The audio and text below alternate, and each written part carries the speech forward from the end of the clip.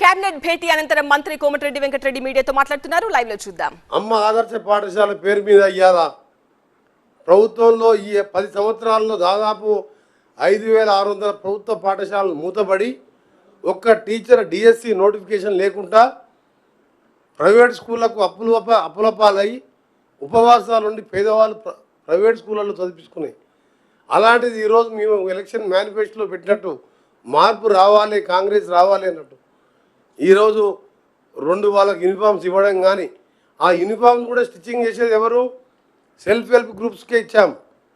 మొదటిగా ఒక డ్రెస్ వచ్చేస్తుంది బై 6th వరకల్లా, మళ్ళీ 15th లోపు 2వ యూనిఫామ్స్ ఇచ్చి బ్లాక్ బోర్డ్స్, పెయింటింగ్స్, బాత్రూమ్స్తో సహా ఈరోజు విద్యారంగాన్ని 10% బడ్జెట్లో 20,000 కోట్లు పెట్టిన ఇది ఇందిరమ్మ ప్రజాప్రభుత్వం. ఇది తప్పకుండా మేము చెప్పిన కార్యక్రమాలు అన్నీ చేస్తాం.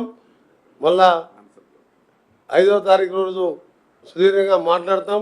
అప్పటికి మీకే తెలుస్తుంది ఆ రోజు రిజల్ట్.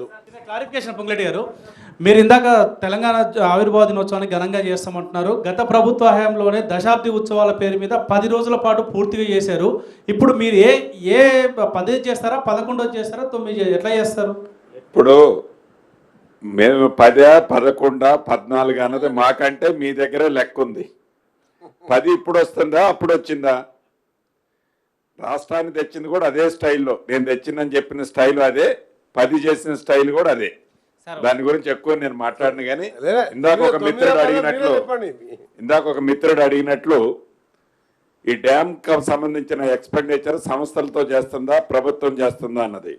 సంస్థలతో